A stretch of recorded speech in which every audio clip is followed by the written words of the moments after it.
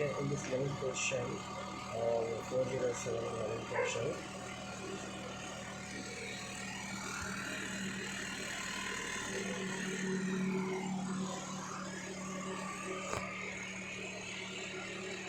So 407 11th question. Okay. Discuss fully provisions for the appointment of and the role played by the conspirators and thinking about the amicable settlement between the bargaining parties. So what is the discuss fully? Okay, discuss fully the provisions.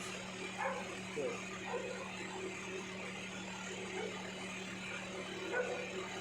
Provisions for the appointment of and the role played by the conspirators and bringing about the amicable settlement between the bargaining parties. So answer is the number of conspirators. Section 62 notes the provisions for the number of conspirators and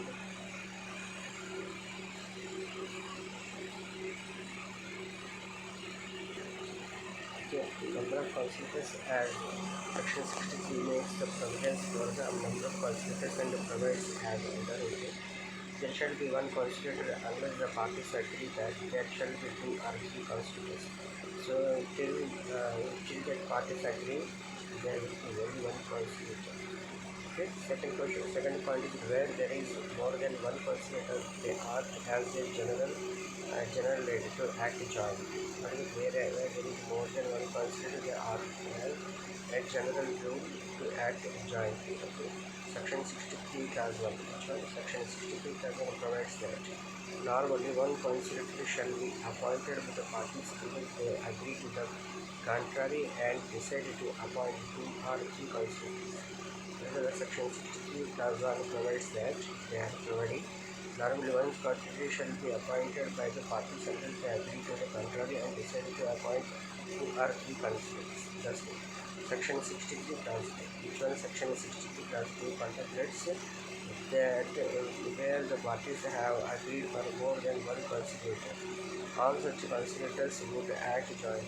It may, however, be stated that in actual practice it is preferable to appoint a sole conspirator who may act expeditiously and effectively because two or three conspirators entering into conciliation may involve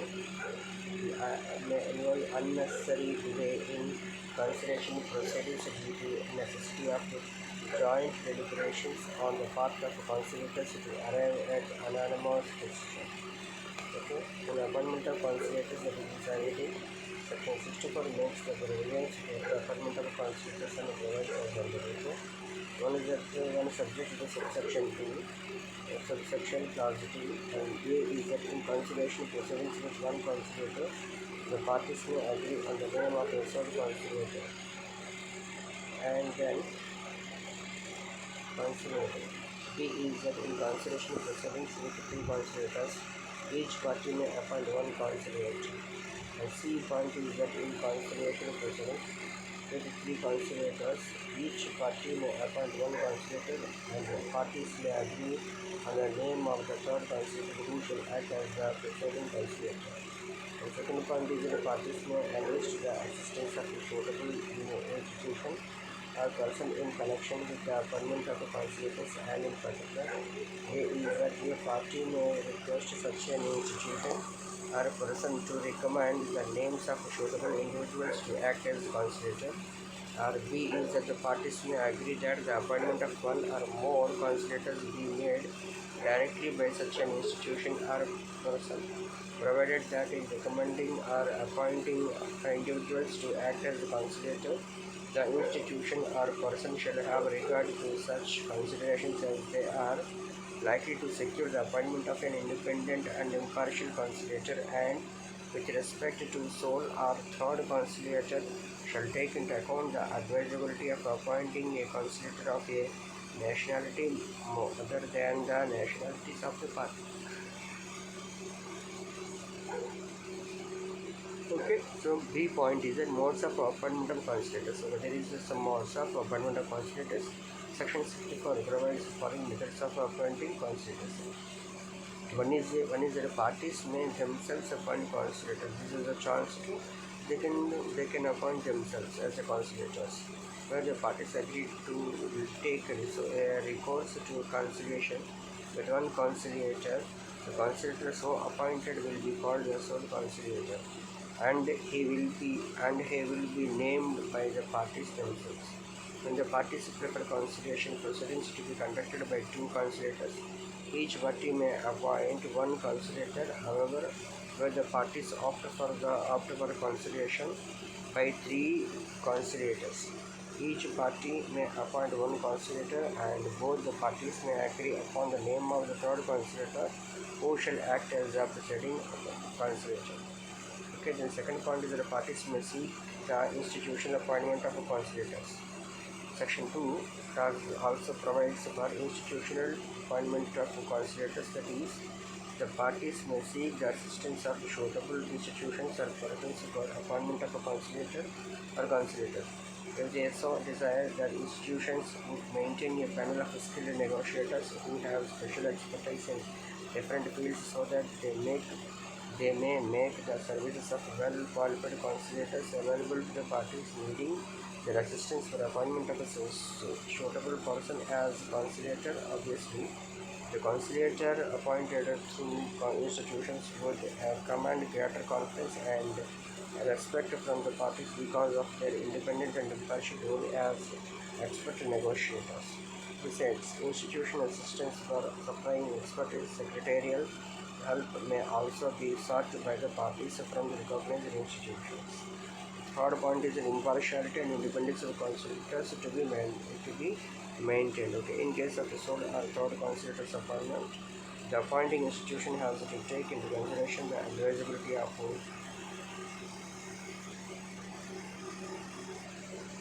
advisability of appointing a person of a nationality other than the nationalities of the parties in dispute. Proviso to Section 64 is intended to ensure impartiality and independence of the conciliator. The next setting is a procedure to be followed by the conciliator. There is some procedure is there. Section 65 provides that procedure is to be followed by the conciliator. One is to have a brief WS, that is, one have to have brief WS. The conciliator upon his appointment may request each party to submit to him brief written statement describing as the general nature of the dispute and the points of issue. So, general nature of the issue and points of the issue. Each party shall send a copy of such a statement to the other party. Second one is to have a further WS. The conciliator may request each party to submit to him a further written statement of his position and the fact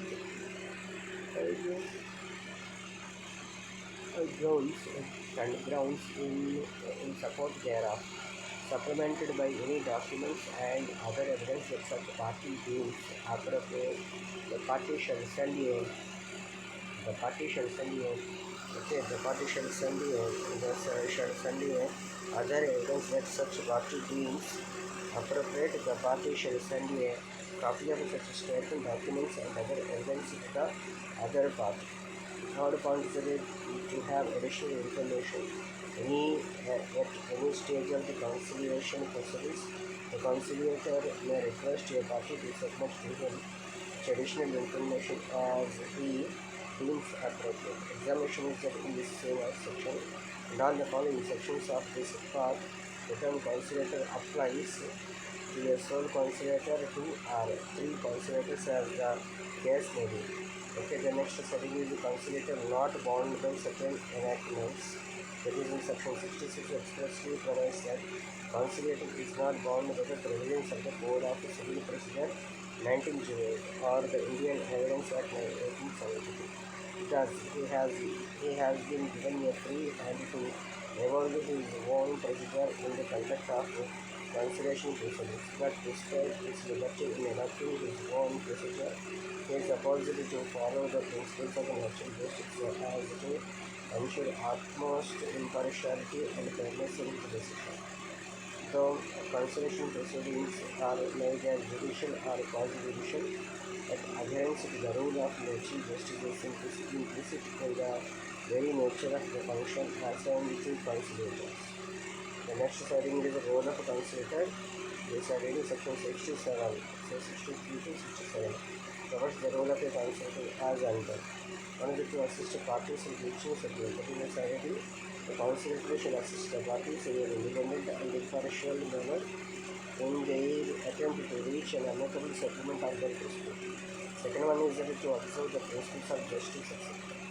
Conciliator shall be guided by principles of objectivity, fairness, and justice, giving considerations to, among other things, the rights of obligations of the parties, the usages of the trade, consent, and the circumstances surrounding the dispute, including any previous business practices between the parties. Third one is that to conduct appropriate proceedings. There is a certain the conciliator may conduct the conciliation proceedings in such a manner as he considers appropriate, taking into account the circumstances of the case, the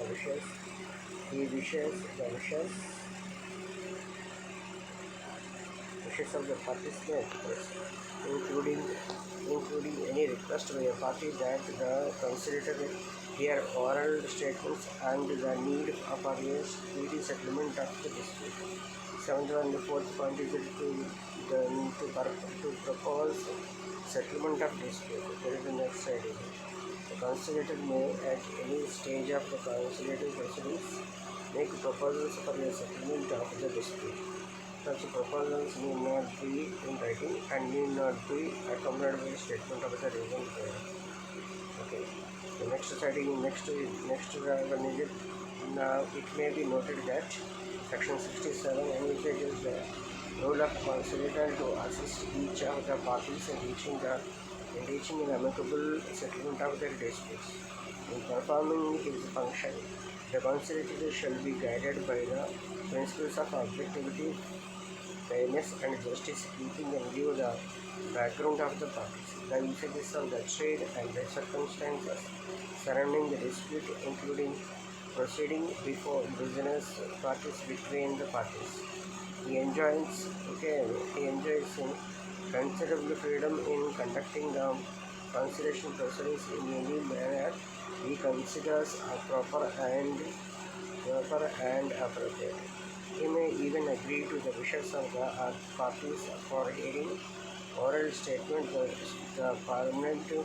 The paramount consideration is the need for a speedy settlement of the dispute through conciliatory measures. Section 67, Clause 6. Section 67, CA, Clause 4 authorizes the conciliator to make proposals for a settlement of the dispute at any stage of the conciliation proceedings. Such proposals need not necessarily be in writing and need not be accompanied by a statement of the reason thereof.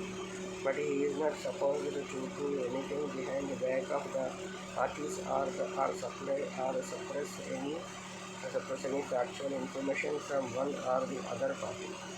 Any information which he receives from one party must be disclosed to the appropriate party so as to provide an opportunity to the party to respond to that information and explain its own position in this regard. Okay. The next one is that communication between conciliator and parties. That is insanity.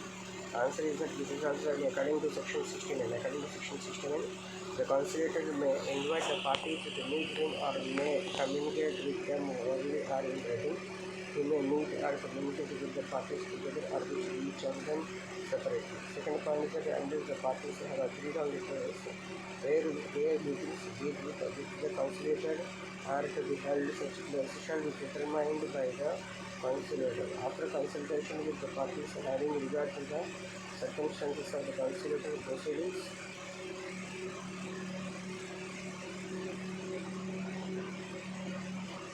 okay, disclosure of information. There is a study according to section 70. When the conciliator receives actual information concerning the dispute from a he shall disclose the substance of that information to the other party in order that the other party may have the opportunity to present an explanation which he considers appropriate. Next setting is provided that when the articles any information to the conciliator subject to a specific condition that it be kept confidential. The conciliator shall not disclose that information to other party. Okay. Cooperation of the parties with the conciliator. Section 71 provides that the parties shall not, okay, that the parties shall not